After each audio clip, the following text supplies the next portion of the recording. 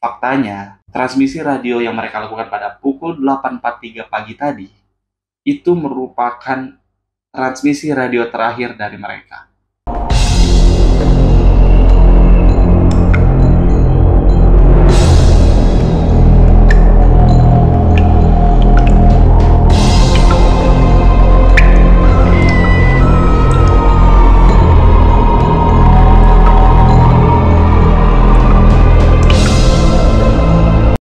Hai guys, welcome to Enlo. Apa kabar semuanya? Semoga baik-baik aja. Terima kasih udah mau klik video ini. Di video kali ini masih kita tidak membahas masalah pemunyuhan, tidak akan membahas masalah pemunyuh-munyuhan, enggak. Kita bakal membahas yang pasti bikin kalian mikir sih. Yang pasti bikin kalian mikir. Pasti. Apa? Klik tombol like dan subscribe-nya dulu. Udah? Ok. Luis. And world.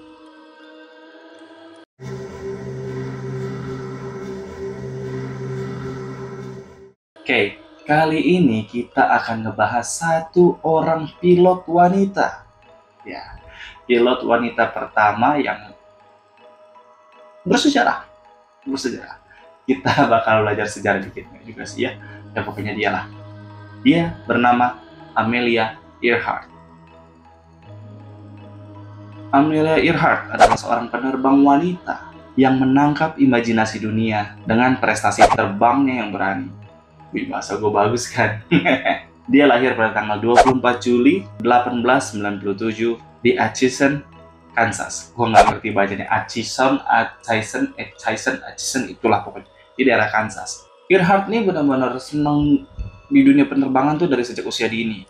Dan dia dengan cepat menyebarkan namanya, membesarkan namanya di bidang penerbangan sebagai pionir. Dan di tahun 1932, dia menjadi penerbang wanita pertama yang terbang sendirian melintasi Samudra Atlantik dan mendapatkan penghargaan berupa medali Distinguished Flying Across. Dan pastinya setelah itu dia menjadi incaran media dan juga menjadi inspirasi bagi jutaan orang di seluruh dunia. Gak cuma itu prestasi dia. Dia juga merupakan orang pertama yang mempromosikan perjalanan udara komersil. Dia juga menulis buku tentang pengalaman terbangnya, yang mana bukunya itu benar-benar memberi motivasi kepada orang banyak. Dan juga buku tersebut berperan penting dalam pembentukan 99. Apa itu 99? Yaitu sebuah organisasi pilot wanita.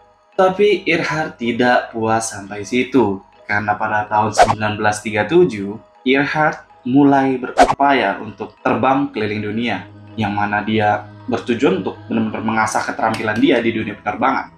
Menghadapi banyak tantangan, hambatan, kesulitan, namun akhirnya pada tanggal 1 Juli 1937, terbanglah Amelia Earhart bersama dengan navigatornya yang bernama Fred Noonan.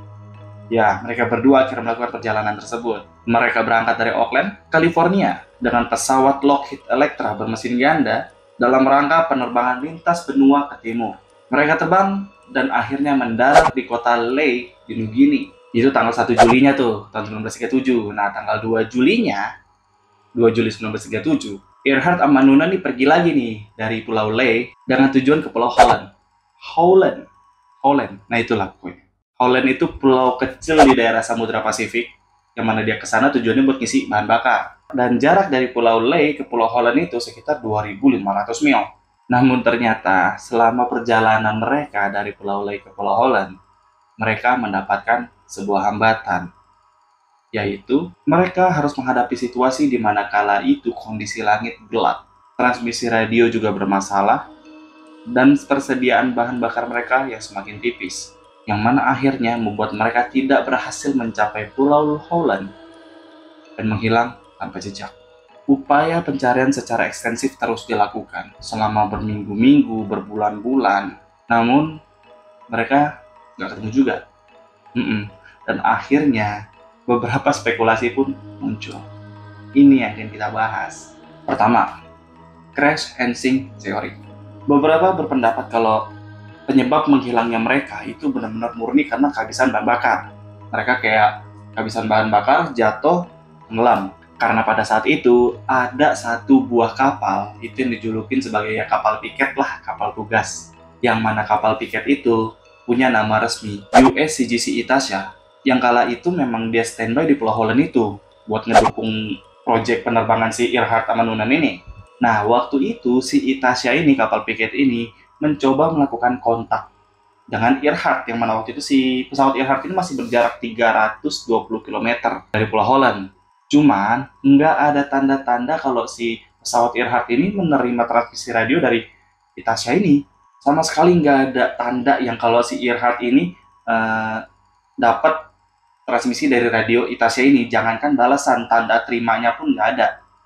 Cuman, pas ditelusurin, kan radio itu kan ada transmisinya kan. Nah, ada dokumennya dong. Nah, dokumen transmisi radio itu diperiksa, diketahui kalau Earhart ini sudah sempat melakukan kontak radio dengan Itasha pada pukul 7.42 pagi. Yang mana Earhart melaporkan kalau mereka sudah sampai di Pulau Holland dengan ketinggian 1.000 kaki. Dan kondisinya, Earhart tidak bisa melihat kapal Itasha dan kapal Itasha tidak bisa dihubungi juga. Dan dalam kontak itu, Earhart mengatakan kalau bahan bakar mereka ya makin habis. Nah, di dokumentasi transmisi radio itu, si Earhart ini bikin 2 kali kontak. Yang pertama di jam 7.42, yang satu lagi di 8.43. Nah, di 8.43 ini, si Earhart nih bilang kalau mereka ada di jalur 157337 dan mereka akan terus ngulangin kontak radio ini. Dan mereka akan mengulanginya pada 6.210 kilocycles dan mereka bilang tunggu. Earhart bilang tunggu. Cuman faktanya transmisi radio yang mereka lakukan pada pukul 8.43 pagi tadi itu merupakan transmisi radio terakhir dari mereka. Dan para peneliti bilang kalau dicek dari kedua pesan tersebut, Earhart ini berada dalam kondisi sinyal radio yang stabil. Dan selama 1 jam, Earhart terus berputar-putar di Pulau Holland itu. Yang kedua, Japanese Capture Theory. Ya, ada yang bilang kalau mereka berdua ini ditangkap oleh Jepang. Kenapa? Karena pada tahun 1966, ada buku yang menjelaskan kalau Earhart dan Noonan ini sempat jatuh ke Pulau Saipan. Dan mereka tertangkap dan dieksekusi oleh pasukan Jepang. Kenapa di sana? Karena seperti ketahui nih, kalau ternyata Pulau Saipan itu sempat jadi battlefield, arena perang antara Amerika dengan Jepang.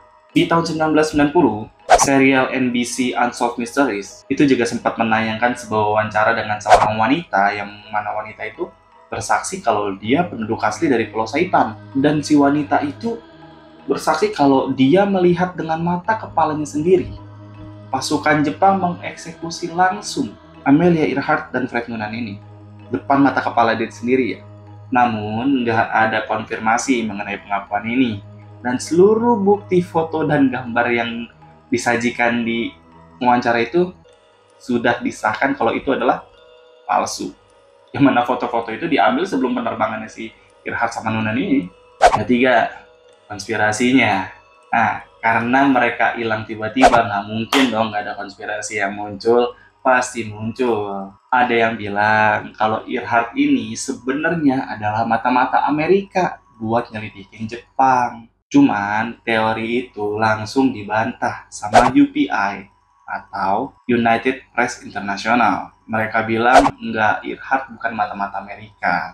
Ada juga yang bilang kalau Earhart ini sudah menjadi bagian dari Tokyo Roses. Apa itu? Wanita-wanita yang bertugas menyiarkan radio propaganda Jepang berbahasa Inggris. Cuman pas udah diteliti nih rekaman-rekaman semua Tokyo Roses, nggak ada satupun suaranya yang mirip sama suaranya Earhart. Ada juga yang bilang kalau Earhart ini sebenarnya selamat walafiat sehat. Dan dia pindah ke New Jersey dan ganti identitas menjadi Irene Craigmile Bolam. Bolam, bukan Bohlam, Bolam. Cuman pas Bolamnya disamperin, dia juga ngebantah, dia nggak tahu Earhart itu siapa. Gua Bolam ya Bolam, bukan Earhart. Jadi, kemana si Earhart? So, itu tadi dia cerita tentang Amelia Earhart yang seorang pilot wanita yang hilang entah kemana. Kalau menurut lo, dari ketiga teori tadi mana yang cocok? Yang kira-kira masuk akal yang mana? Atau mungkin lo punya teori sendiri, boleh dari tadi kolom komen. So, terima kasih buat udah nonton video ini. Jangan lupa klik tombol like, subscribe, dan loncengnya. Jadi kalau gua upload video, kalian bisa langsung dapat notif. Dan jangan lupa share ke teman-teman kalian. Ajak mereka buat pusing-pusingan dan mikir bareng kita.